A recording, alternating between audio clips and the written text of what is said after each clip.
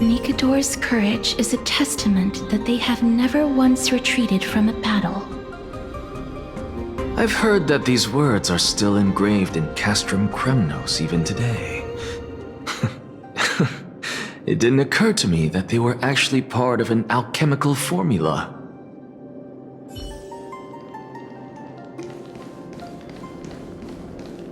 Lord Nias's honor is sealed here.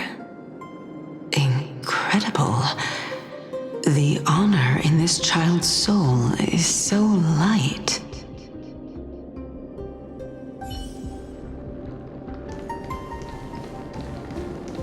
I believe that his tenacity is sealed within this statue. Before we fought Nikador, we also released it from the stone statue.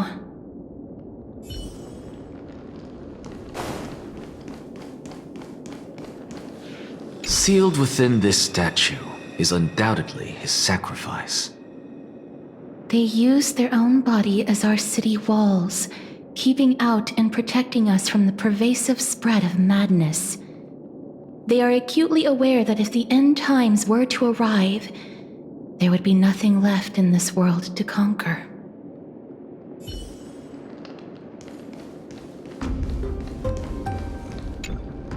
Honor, courage, tenacity, sacrifice.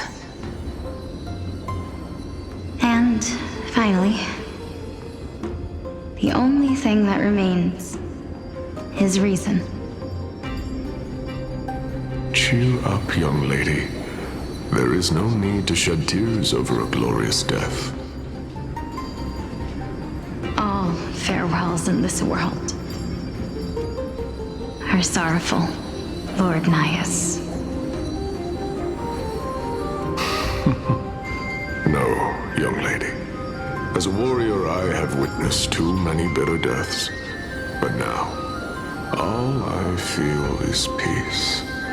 I did not know until this moment that mortals could live their lives in such a way. Although only a sliver of your soul remains, you remain so optimistic. Or maybe the truth is that you aren't able to feel sorrow anymore. To be honest, I don't know either. But I am certain of one thing. This is not an acceptance of death nor apathy toward it. It's not even a feeling of despair. I am just enjoying what remains of my life to the fullest. Enjoying?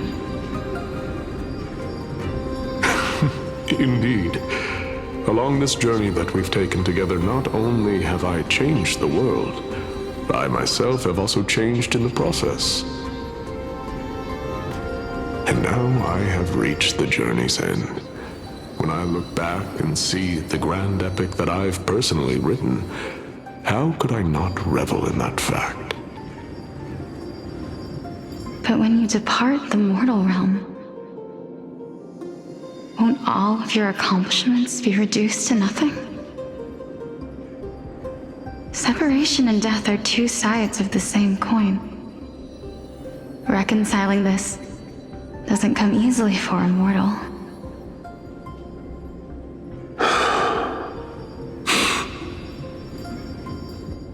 Finally, let me recount to you a story of mine, young lady. The first time I returned from the battlefield, I felt extremely hollow.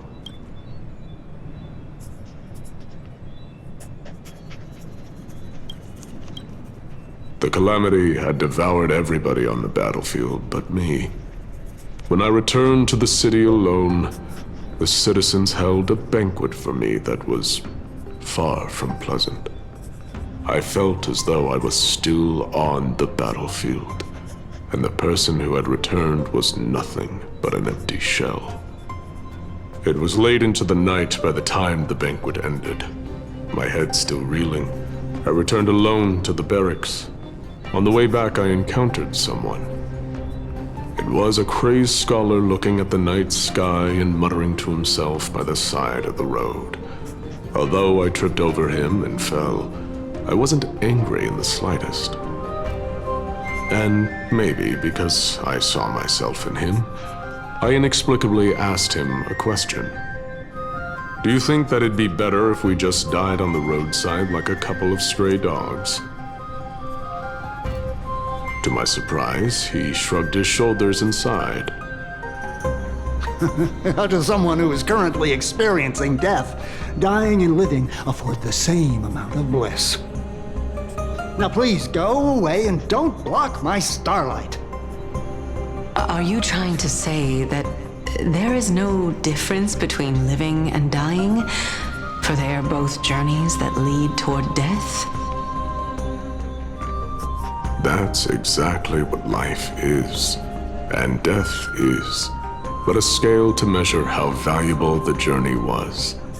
Journeys and epics are only glorious and magnificent because all things eventually fade to dust.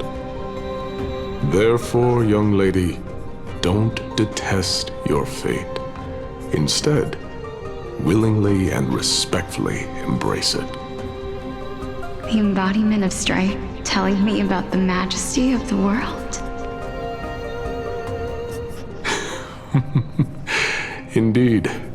I believe that when the fated moment eventually arrives, you will be able to understand my words. It is time for me to knock on death's door. I will set up a long table at the end of the road and humbly await your arrival. When that moment finally comes, let us drink and be merry then.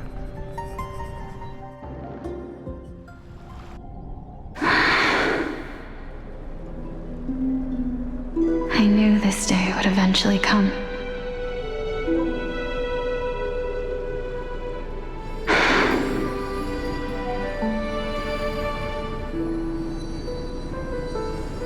Are the both of you ready?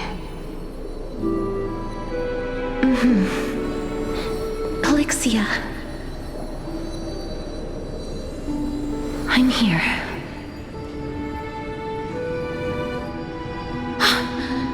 What? This... This is quite interesting indeed. Is this... Polixia's sister? Is it... me? Now, it's time for us to fulfill our promises.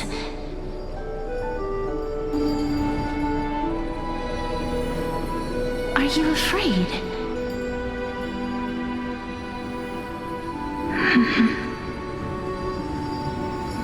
What are you afraid of?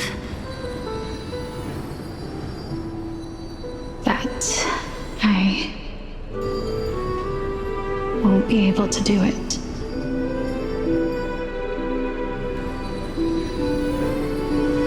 You shall wither, and through that, the dead will sprout again from the remains, and be reborn with the dead flame. As foretold in the prophecy, and according to our vows, once it all ends, we must face our fated moment head-on. Even if it was prophesied, do we have no say in the matter? It's so unfair. Why are we the only ones who are forced into mutual destruction? Let me do it, sister. Let me be death's sacrifice. I was never long for this world anyway. But you're different. I was the one who wasted your life after all.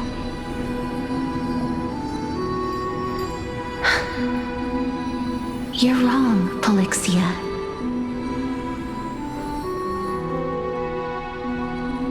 I don't think that my life was wasted.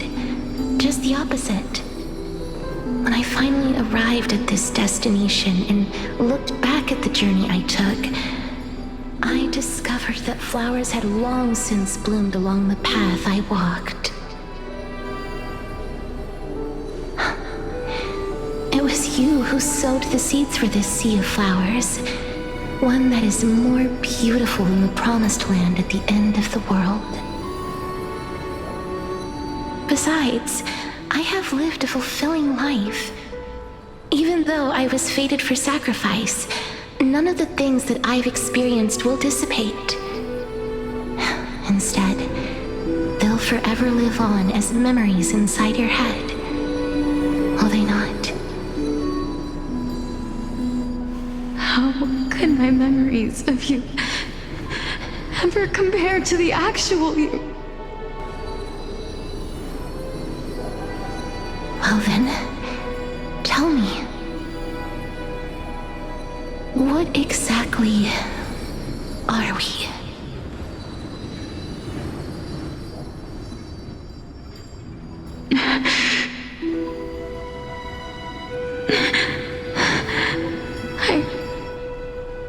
I don't know.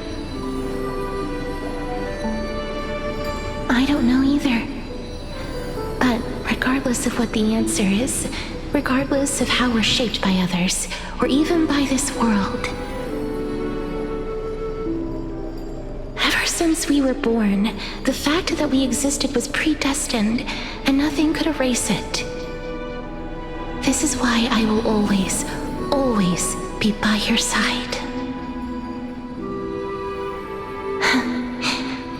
We're twins, after all.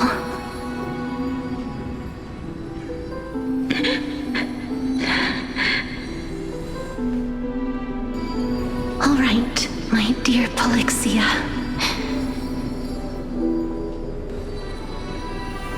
It's time to extract my heart and light the flame of death.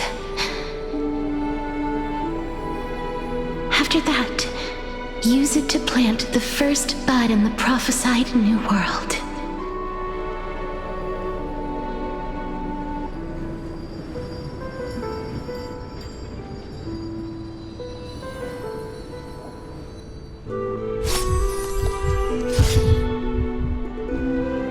If I imparted my knowledge of the art of alchemy to you, would you use it to resurrect someone you loved?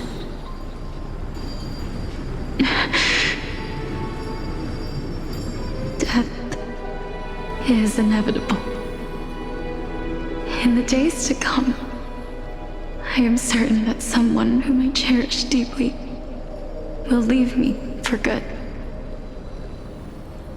If such a mighty power really existed, I think I would use it without hesitation. Even now, my answer remains the same. This is why, sister, I promise you, in the prophesied new world, I shall plant the first bud on your behalf. Go now. Return to the ocean god's treasured pearl, our hometown. I shall open wide the entrance to the Netherrealm and grant you a second life. The living beings on this earth shall respond to my call and lead you to the sacred daylight. Remember, do not look back on the land of the dead, and do not stop moving. In the new world promised by the prophecy, march toward your new life. As for the price of our equivalent exchange, let me be the one to pay it.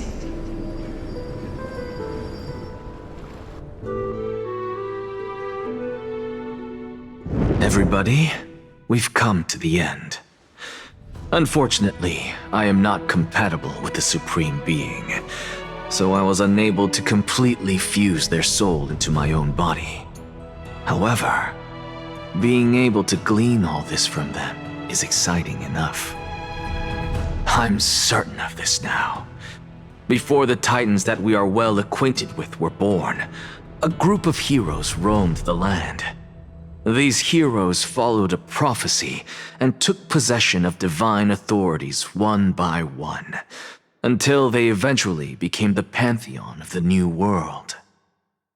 Just like the flame chase journey of today, Amphoreus' history is cyclical in nature. What a startling revelation.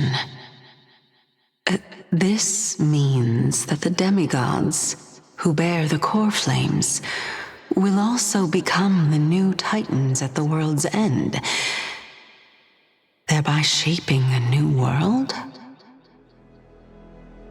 I believe that this is the truth behind the Era Nova as mentioned in the prophecy. This is utterly unbelievable. Besides, those twins in the past, even if they really are Thanatos, their whereabouts are still unknown even today.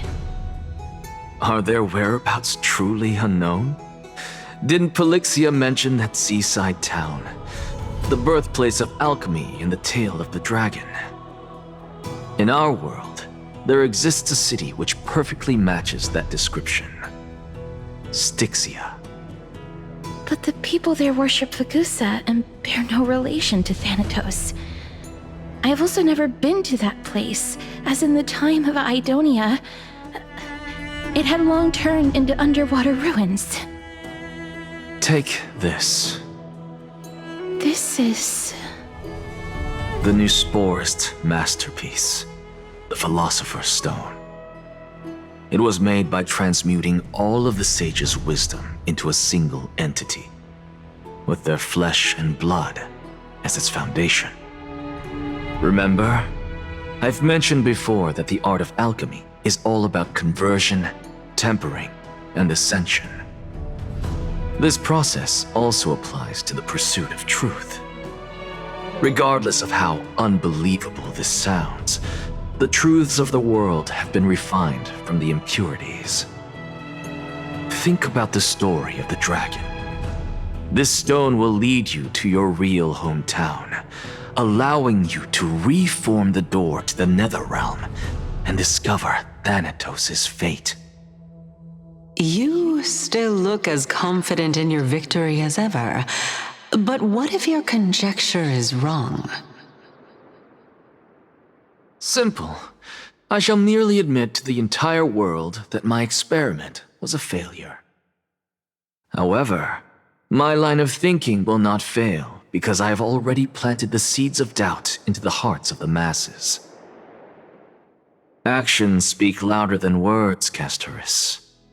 With the assembly about to begin, don't forget the promise you've made. I've already searched for so long. I'm willing to try one more time. While we converse, his life is also slowly slipping away. But before I leave, I have another question. What exactly did we witness just now? That was the world imprinted in Kefali's soul. If we are to prove its existence, you must take the final step. Go. Do not disappoint me.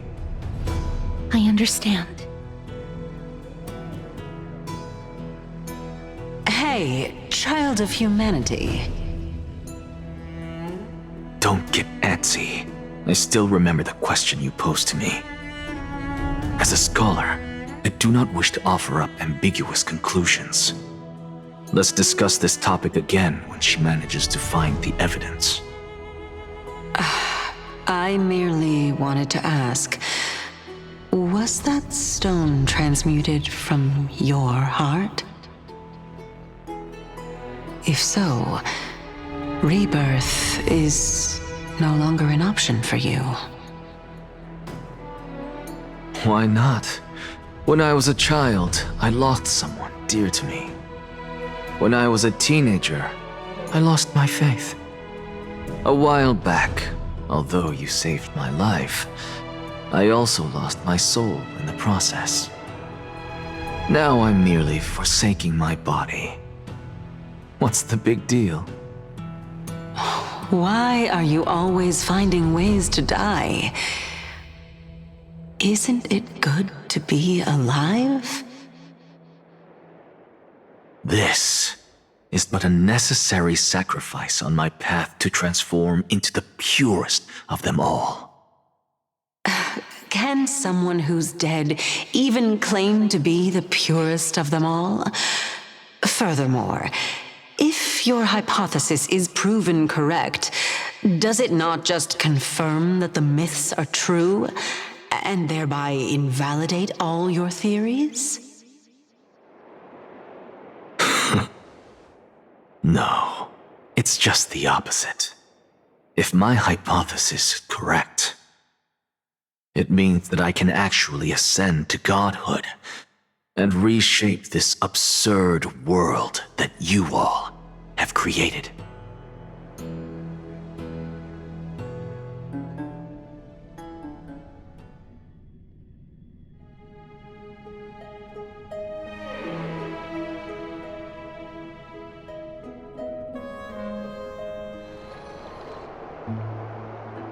That's a lot to take in at once.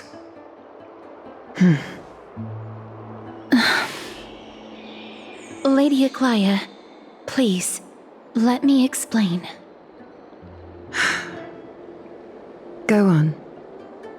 You know that the core flame of death has always been the greatest unknown regarding the Era Nova, which is why both you and Kindness desire to gain the power to control that core flame in the approaching Citizens' Assembly.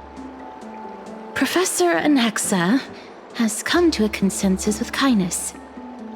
They want to suspend the trial once Thanatos' core flame is reclaimed, hoping thus to eradicate death from this world. If they're successful, then the flame chase journey will cease, and Akama can enjoy everlasting peace. But I know this runs counter to your wishes.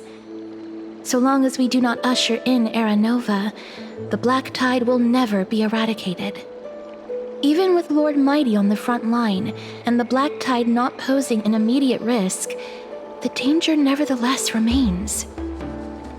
Honestly, it's difficult for me to assess the pros and cons in this decision. But someone must bring the core flame before we can begin negotiations over it. The Titan could be very near. I cannot let this chance slip by. Besides, someone has to make this trip to bring back Mr. Soul. Well said. You already had every reason to seek an audience with Thanatos.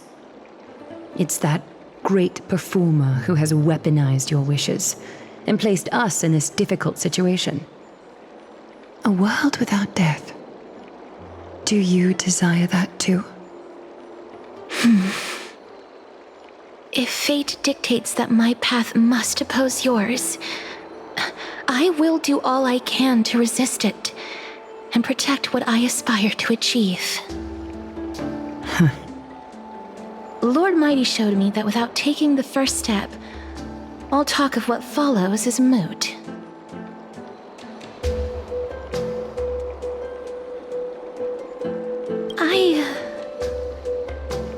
I have always hoped to hear you speak your mind, Cass, and I am glad to have heard your true thoughts. Styxia. I visited that place in the past. Though it is now an island surrounded by the river of Soul's torrents, it's not hard to see its former splendor. Go. I will not stand in your way. As for you, you are someone who has cheated death. I believe you have more than enough reason to make the trip with Castorus and meet the god of death himself. Castorus, I too look forward to your journey. I wonder what kinds of new interpretations your completed story will bring to the Flame Chase journey. Thank you, Lady Aglaia.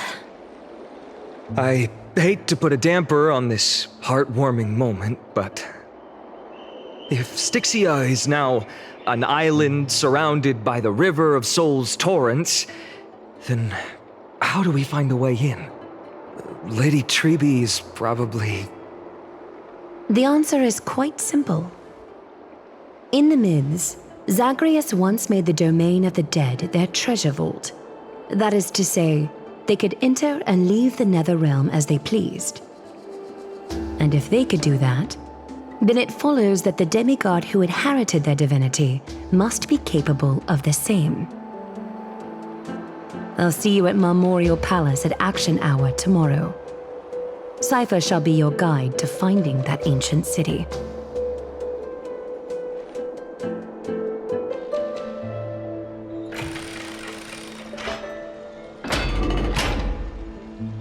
Dan Heng isn't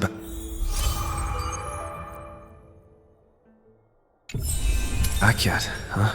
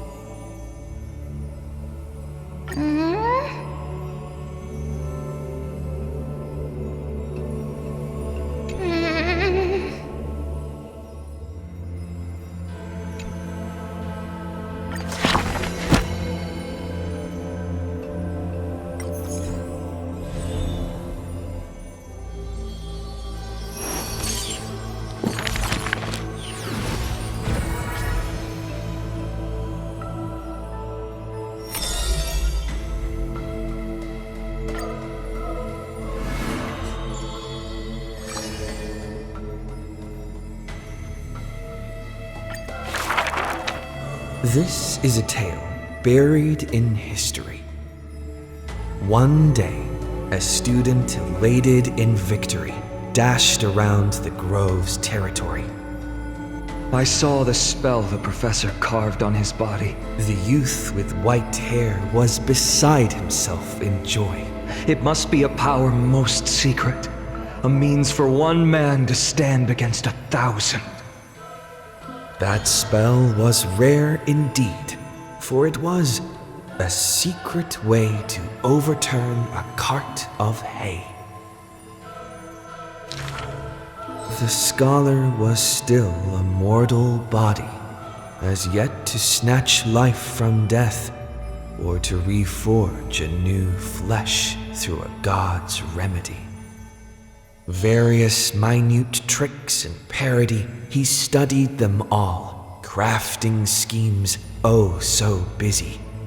For everyone knows he wishes not to use the divine power that is his, refusing rightful custody. And in that unwitnessed moment of his death, final tragedy, he still held the hay cart spell steady, standing alone, facing the evil enemy.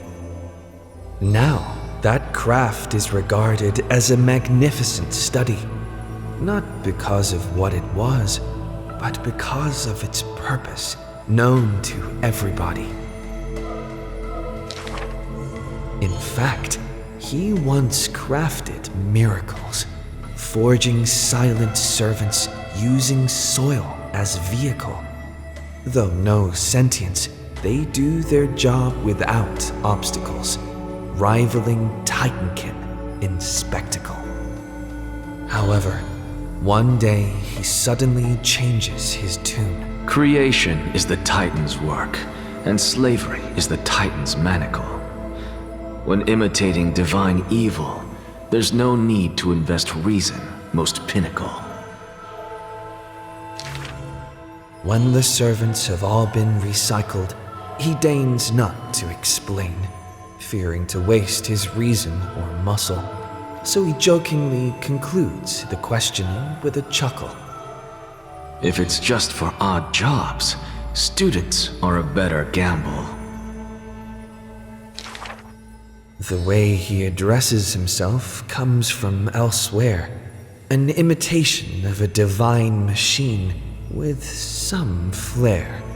He happily answers 5 questions for those unaware, knowledge seemingly given with stingy care. For a wise one, 5 answers reveal creation's secrets, the truth hidden and bold. But a fool learns but not, and is left in the cold. Now, inquire.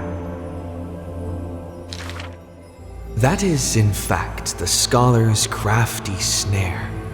He hides the answer he seeks behind questions posed by those unaware, doling breadcrumbs as bait to lure and compare, whether the inquirer may be worthy of his wisdom to share.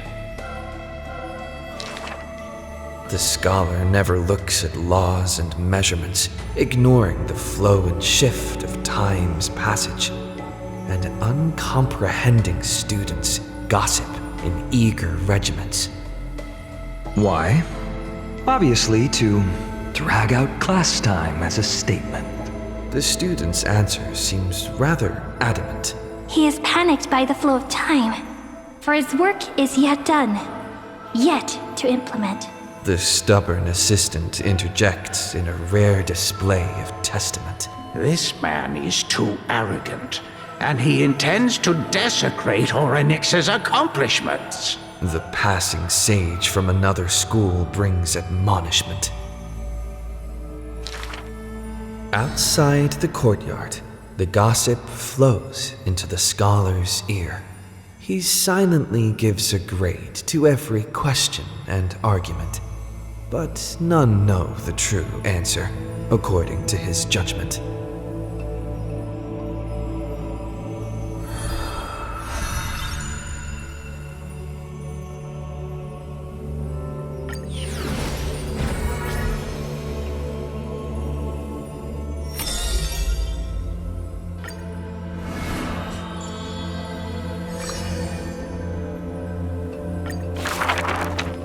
Born with an evil curse, her hand dips into lethal cinnabar and white lead to personally decorate the faces of the dead. Her skills are said to bestow beauty on anyone, even transforming their appearance completely. Many skills were born out of her seclusion, but it painted her dwelling in a gloomy vision. Only a select few have set foot in this mansion, and the thief and the weaver were 2 such lucky persons. The girl converses with all items in the house, with specimens, tea sets, and even pillows in profusion, as if she can hear the responses of these non-living things. I have always lived in isolation. Out of courtesy, this is how I practice my words and actions. 'Tis hard to believe her explanation. Her face when talking shows such a gentle disposition that unless she is telling fabrications, she must regard her partners as mere children. Thus, people passed these rumors down. Within the area of her encirclement, all things became frozen, escaping time's increments. It is an exaggeration, that is certain. People only found an ancient lion's head in battle's ruined armaments. Those words are true. The head itself was nearly dead. Though they won in fierce battle, the warriors were powerless to turn the tide. It was the embrace where death dwelled that gave early release from their pain.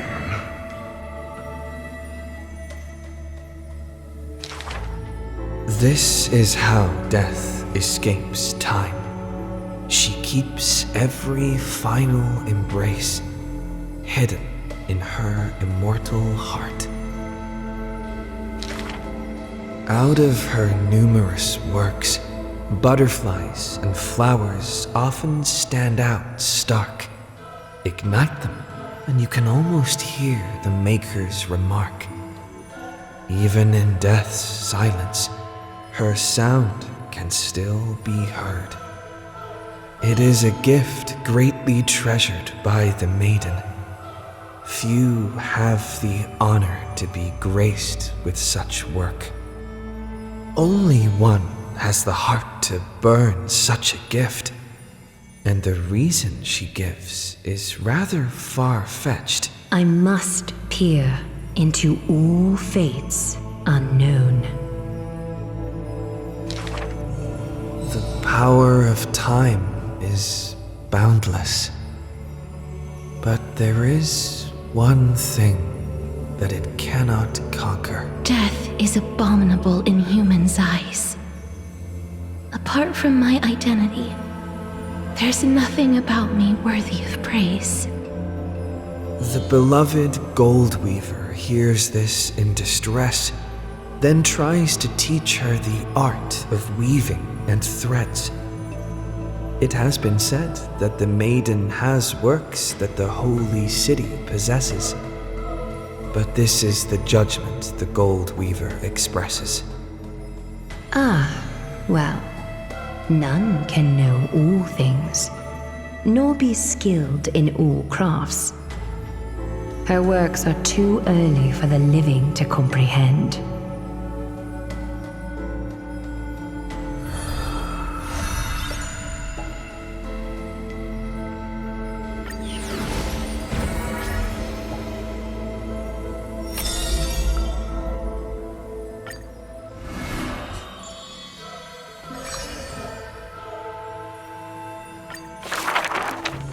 On the leaves, the rustling wind plays a melody as the girl looks over this courtyard petite and exhales, gently dispersing the palm-held blessings.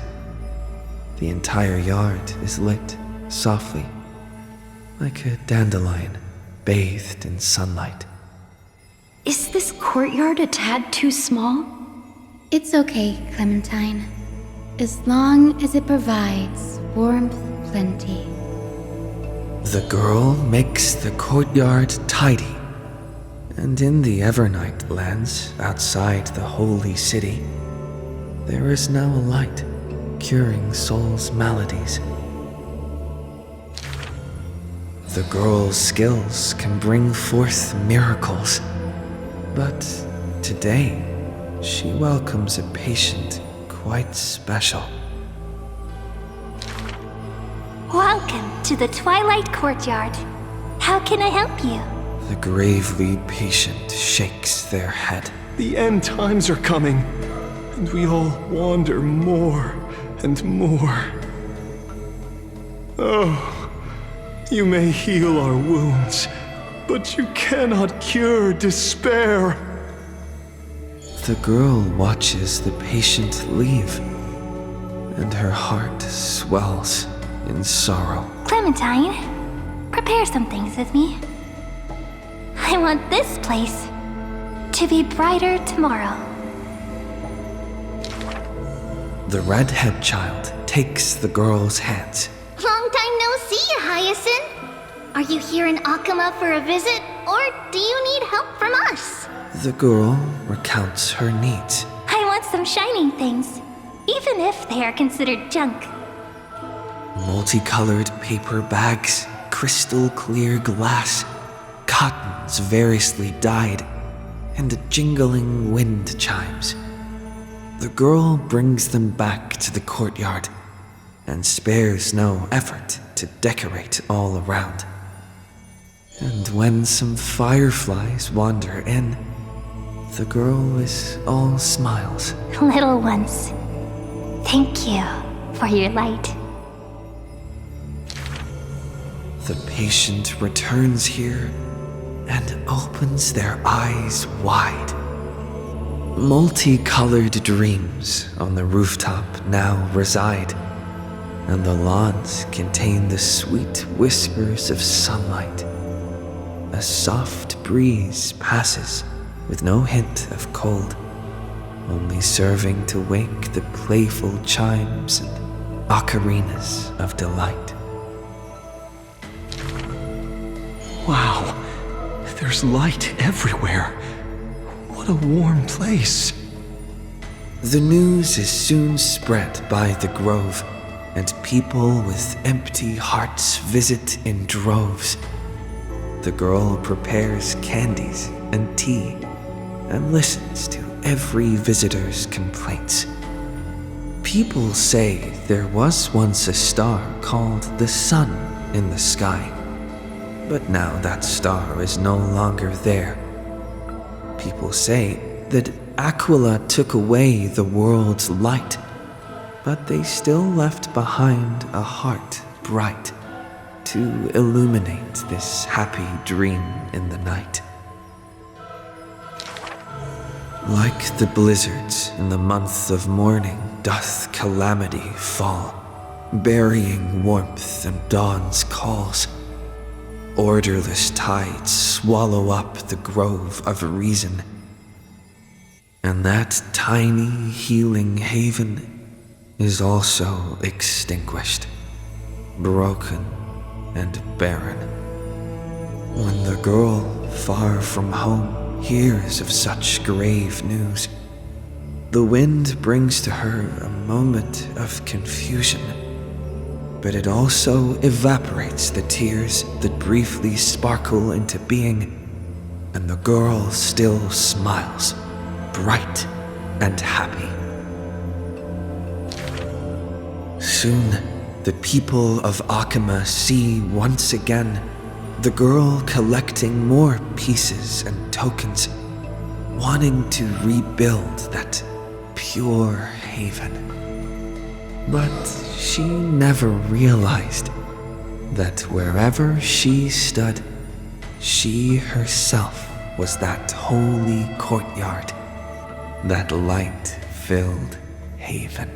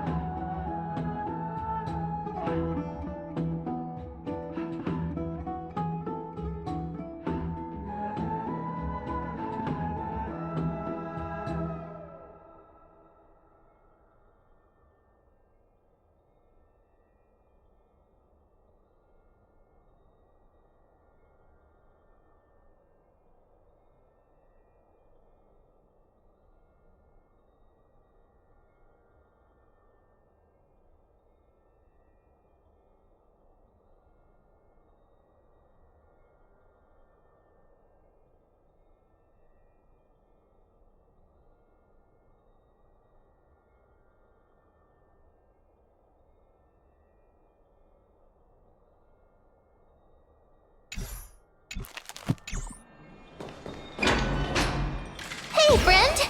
Is the debate finally over? Did you win?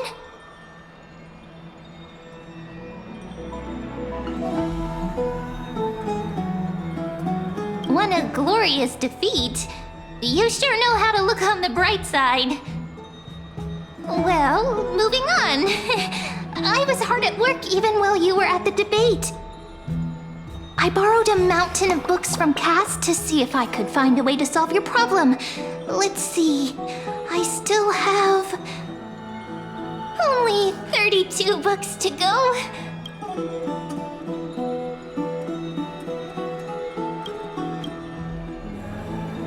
Really?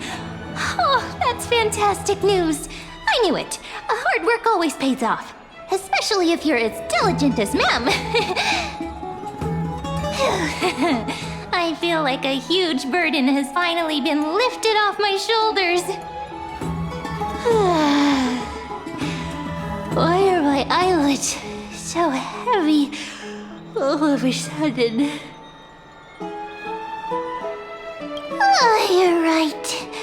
Then I'll go back to...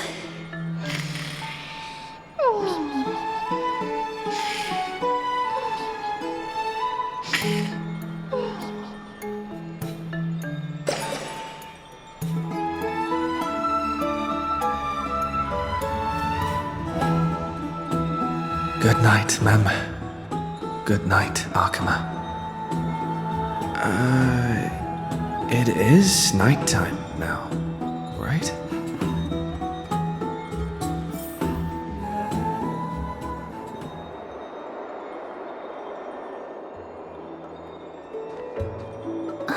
Cass? What a surprise. Lady Treeby. Is something troubling you? I just wanted to speak to Lady Trian for a bit before I set off. No matter how breathtakingly beautiful Styxia once was, the place is now the domain of the departed. There is no telling what we'll encounter there. I don't want to have any regrets. Has anyone told you that your eyes are sparkling today?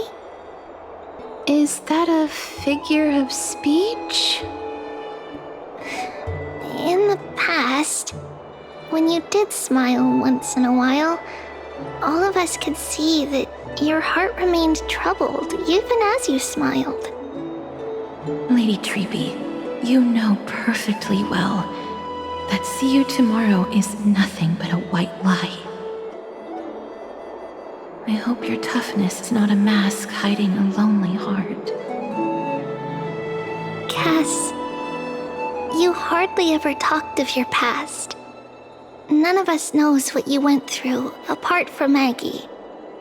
But we know it must have been filled with pain and hardships, as it is the fate every Chrysosaur is destined to live out. We are just happy for you that the core flame you're meant to inherit has finally surfaced. Isn't it a little too soon to say that? But you already know where tomorrow is, don't you?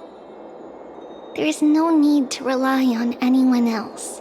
Just give it your all and leave no regrets. We have always believed that your embrace is just as warm as everyone else's. Because we embrace others to comfort them. And Cass, you're the kindest Chrysosaur we know. Thank you, Lady Treeby. This feeling... it's hard to put into words. I suddenly found myself with so many wishes. So much I want to accomplish before setting off. Then go do it, Cass. Trian was actually working on a surprise gift for you. It's a pity she didn't get to finish it. But now Trinan and I are working on it, and we'll make sure to give it to you.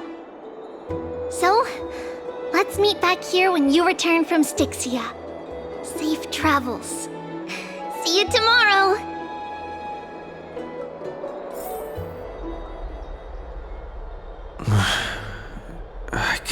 sleep.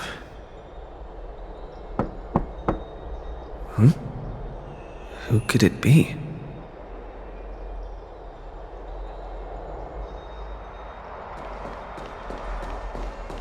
It's me.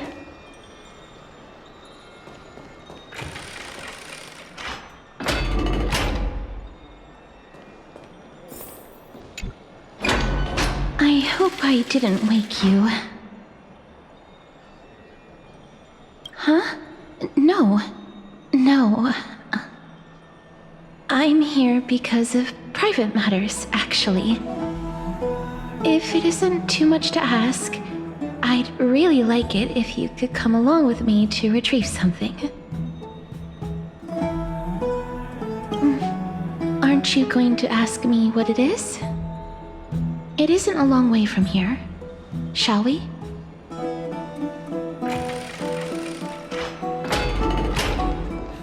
I'd love to go in and look. Have you heard? Seems like all the rooms are full.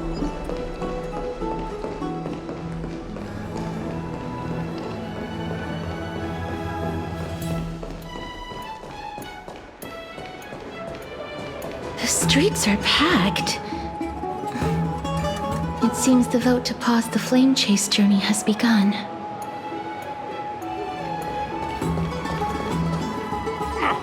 I want to vote! Tell me how I can vote! Take your ceramic shard engraved with the Kefali rune, select the Council of Elders in your heart, and pray silently until the shard registers your choice. Then toss it into the Dolium. The Council of Elders? More like the Council of Buffoons! The Black Tide took my hometown long ago! Who are they kidding with bringing back Erechrysia? It's all a shame to create their own Erechrysia in Akama! The Titans are just. So long as we do not overstep our bounds again, we will not incur divine wrath. Oh, please. The time when these deranged Titans should have vacated their spot to the demigods is long overdue. You'll see soon enough, you old bogey. And I pray that Talanton smacks some sense into you with their scales. We shall see how this turns out. That was quite a spectacle. I suppose peaceful is technically correct if no actual violence happened. To this day, I still find it almost unreal that Akama is the only place illuminated by light amidst the crumbling ruins of Amphoreus. And its people are even holding votes to reconcile differing opinions. This peaceful sight is making me forget that this is the end times.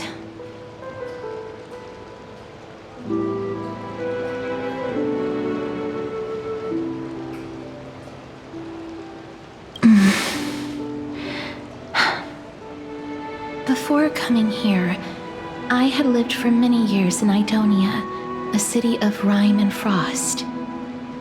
The people there were devotees of Thanatos, and were well known for their unique burial rites and traditions. Traditions that I played a major role in.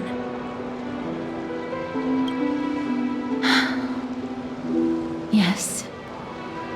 You now know me as the Mortician of Akama. But back in those days, I was Idonia's Maiden of War. I was trudging across the frosty plains on my own when the Idonians found me. They saw the curse in me as a blessing from Thanatos, and believed that my hands could correct the Erechrysia's mistake and lead them to meet the great god of death. They provided me shelter, but in return, I was expected to grant merciful deaths to war captives, prisoners bound for execution, and heroes alike.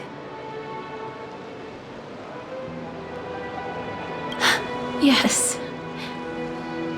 No matter how kind or cruel the means, nothing can change the essence of death. Taking away someone's life is never worthy of religious worship.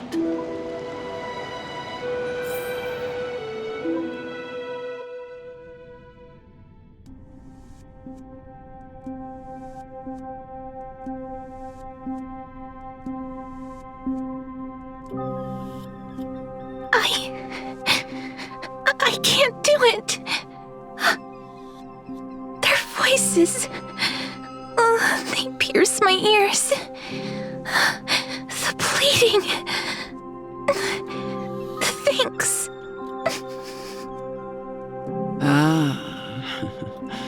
I know that feeling, child. I was once as lost as you are now. But you must respect those walking towards death, just like how you should respect yourself as the Holy Maiden granting humans glory and liberation. What you're asking me to do is no better than the task of an executioner, and yet you want me to respect myself. No matter the titles, I am still taking away human lives. This won't be the first time that Edonia's fanatical nether warriors have faced death. On the contrary, recruits new to the battlefield often run away from their first fight. Death is the mightiest and gravest power in this world. The fact that you can wield it means you are deserving of respect. That's such a twisted reason. Then let me tell you a story. In Idonia, the great swords commonly used by executioners are called Draconian, in memory of Drakon, an elderly executioner. The sword has 3 air holes along its body. If the sword is swung down swiftly and accurately, the holes would make no sound, and the executed would also depart this world quickly and painlessly. But should the executioner have any hesitation, the holes would produce a piercing whistle. On that cue, the screams of the executed are sure to follow. Every executioner after Drakon is to hone their sword skills every day in preparation of future executions. Every swing of their blade must be more resolute than the last, for failing to do so will bring pain. Pain for the dying, as well as pain for themselves. No. I can never get used to this. You misunderstand, child. I am not telling you to get used to it. I'm asking you to consider the source of the dead's suffering and use that knowledge to fortify your future touches with more and more determination. Go, walk with the dead and love them as you love life. Then you'll no longer hear those noises.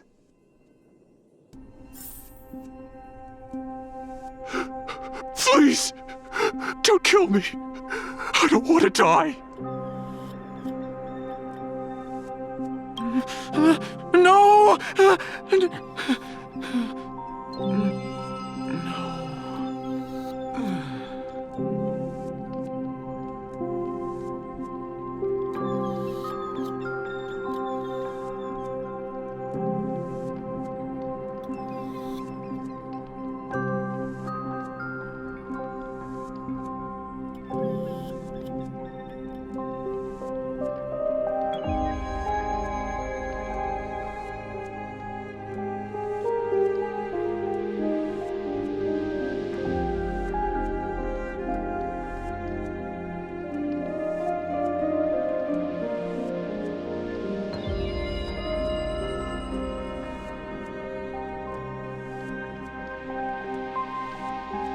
May you gain some insights through his sacrifice.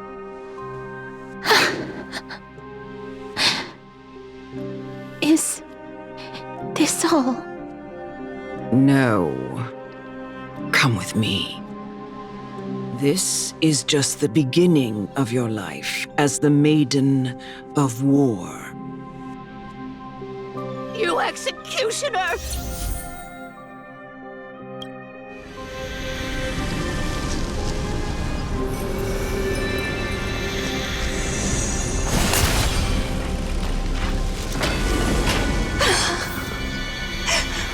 Holy Maiden! Go. Grant her glorious death.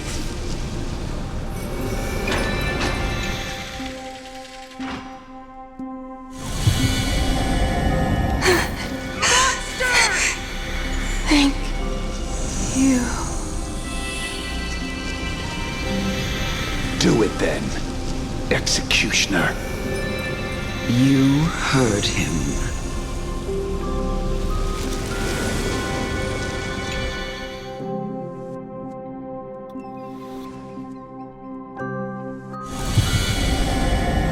I curse you to live in eternal pain.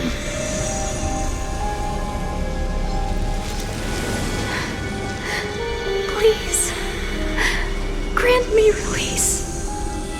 You know what to do.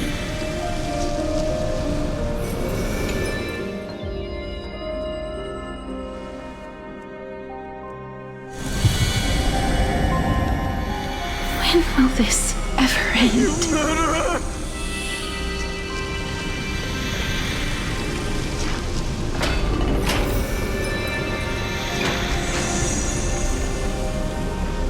Come. Fulfill your duty. What? What are you trying to do with me? I have aged. The time has come for me to heed the summons of Thanatos and journey to their domain. The final resting place of every Idonian. You're not that old yet. You still have many, many years ahead of you. No. I'm already dead. For I have come to fear my declining health and impending death. Ah, Castorus. Will you give me one last chance to charge towards fear and prove that I am no coward? I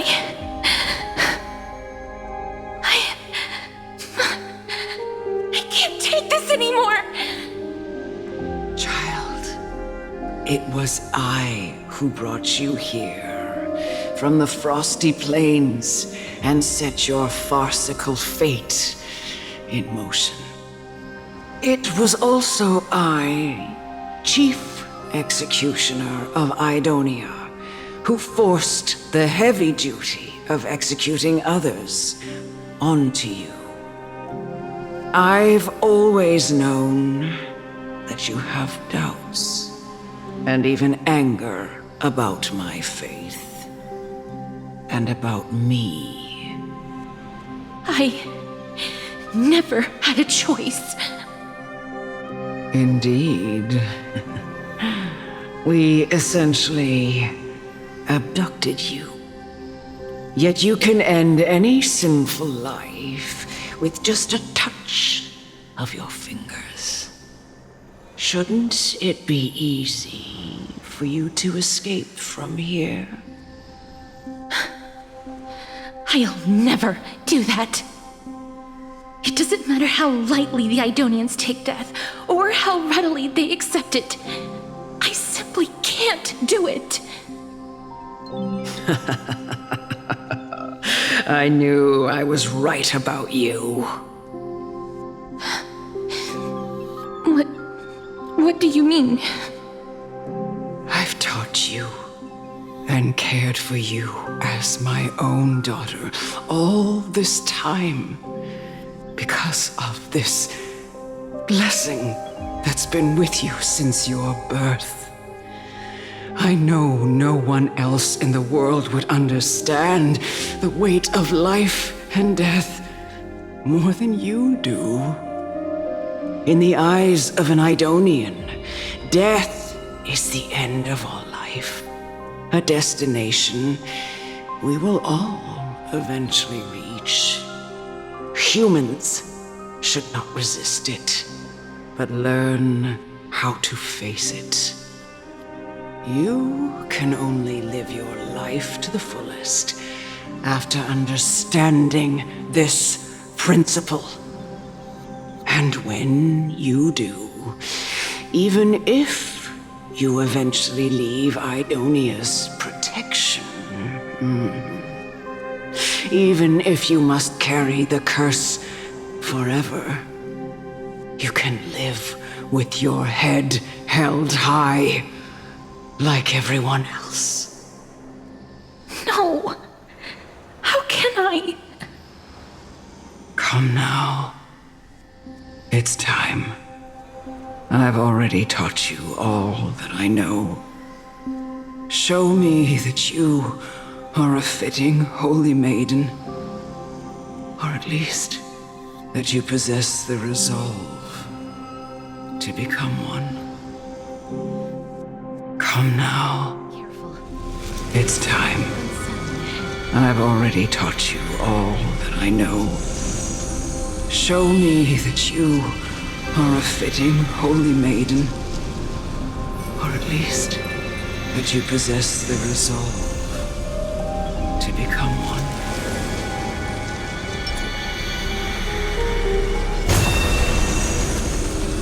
Emerge from your cocoon!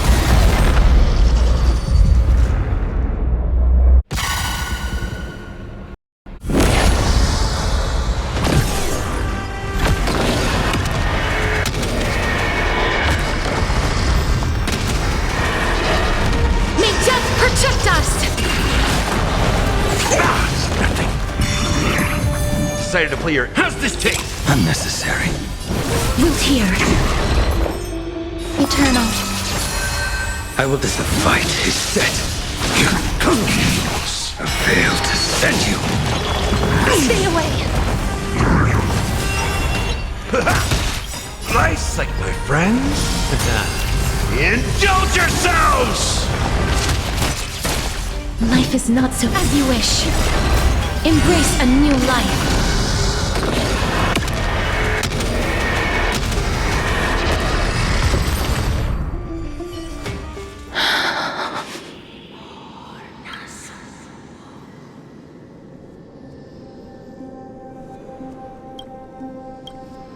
This was the last time I followed her command. I gently touched the elderly woman before me. The executioner, who had seen too much death, died the same way as everyone else. I gasped for air, a wistful look in her eyes, and a barely perceptible tremor in her fingertips. Elder Amunet, the person who tried to teach me about death, ultimately vanished like dew in the morning mist. She spent her life embodying the beliefs of the Idonians, and when death finally came, she embraced it exactly as their doctrine had taught. I have nothing but respect for her. I erected a cenotaph in her honor in the marshes outside Idonia's city walls with the others I had laid to rest. Then, I set out once more in search of Thanatos. It was a long, long journey. I heard so many discussions about death along the way. Life finds meaning in death. The world improves because there is an end. It seems the most terrible darkness in this world. Everyone talks about its heavy weight. Some resist it, some worship it, and some even revere it. How did a disappeared titan become the deepest fear of humankind? And why do they haunt my dreams? I continued my travels to seek an answer. Initially, I was running away. Then, I started searching for it. And now, at the end, I just want to know if my touch, if my embrace, can do more than taking things away. Can I make anything? Can I leave anything behind? I don't want to die. Please, I'm begging you, just let me go. I don't want to die, please. I don't want mercy like this. Just let me go. I need it. I don't...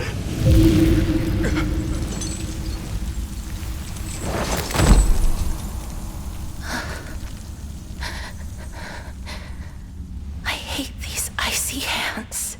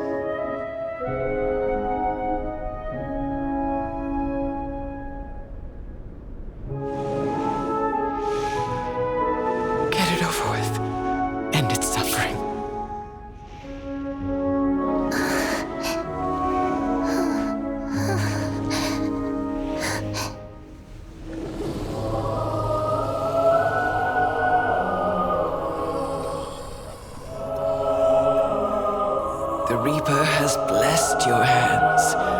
Only you can grant them peace.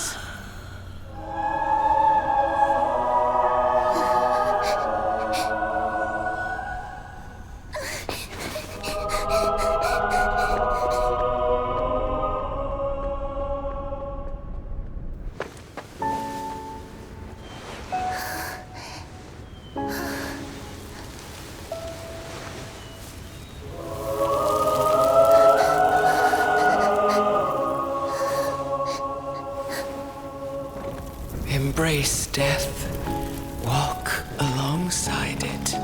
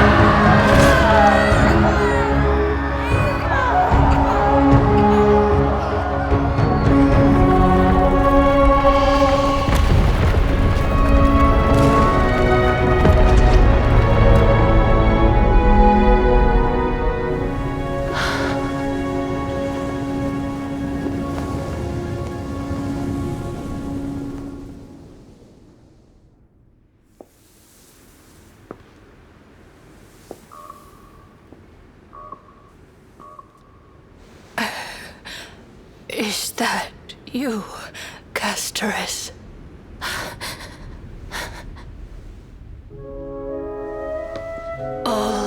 them have gone, heeding death's summon, crossing into their domain. I must go too. I don't fear it, just I have some regrets. Watching people leave this world again and again, it must be lonely for you. You must want to desperately embrace them before they go.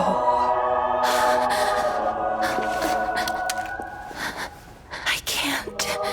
These hands, they're too cold.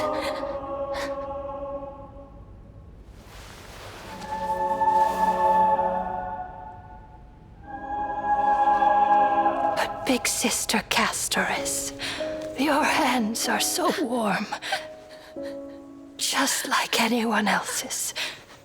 So go on, don't hold back. Give me a warm hug.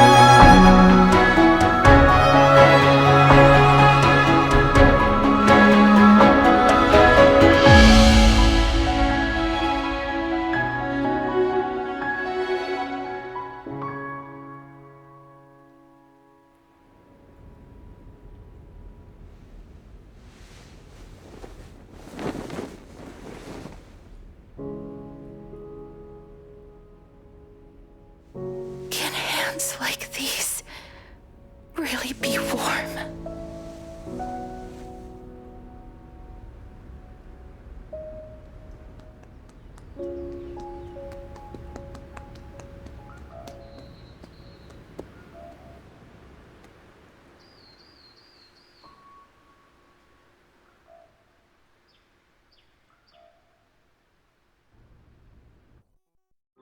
On the day that Ornyx's trial ended, you must have had many questions. I felt just as confused. Why, as someone from beyond the sky, were you so cruelly dragged into Amphoreus' fate? I wished I could take action, but no matter how hard I try, I cannot simply interact with the living as ordinary people do. Even when we brushed against each other unintentionally in the grove,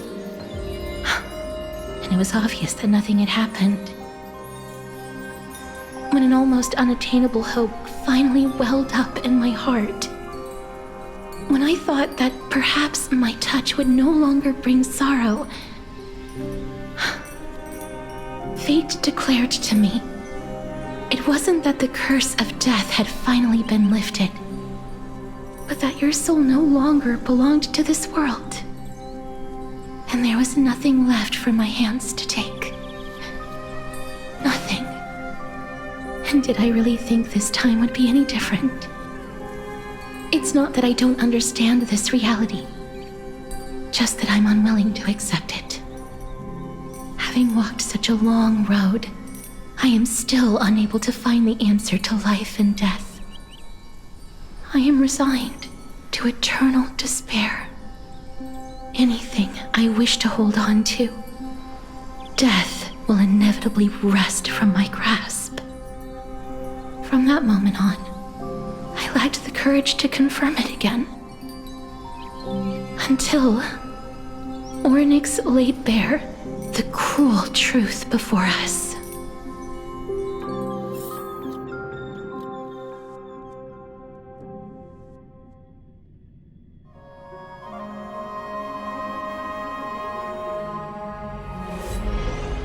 But now, perhaps I might have one last chance.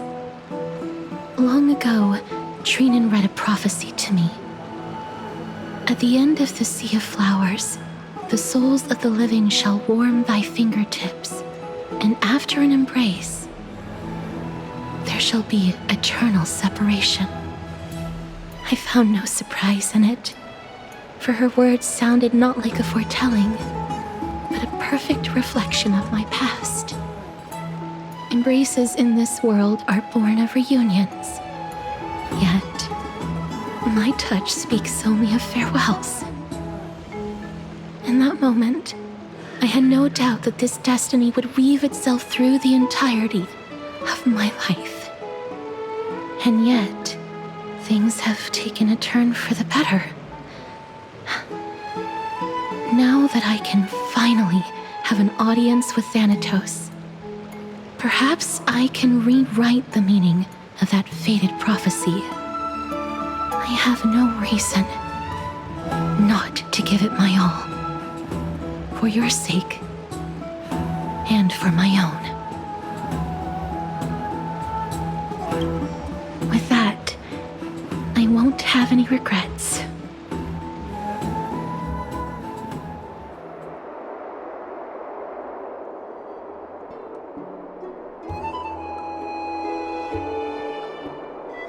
Let's put that aside for the moment.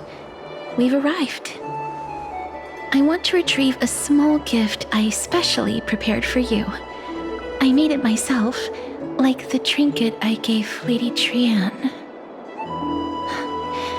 I want to leave something for everyone, if possible. The journey to seek an audience with the Death Titan cannot be an easy one. I want to make full use of every moment I have before we depart, so that I don't have any regrets.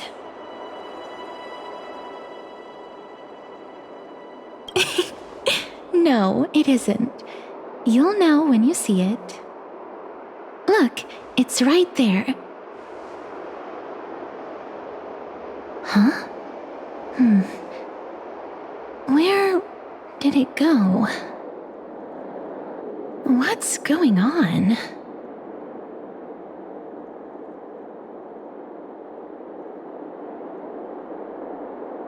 This is the coin of Zagreus and a slate. So it's her.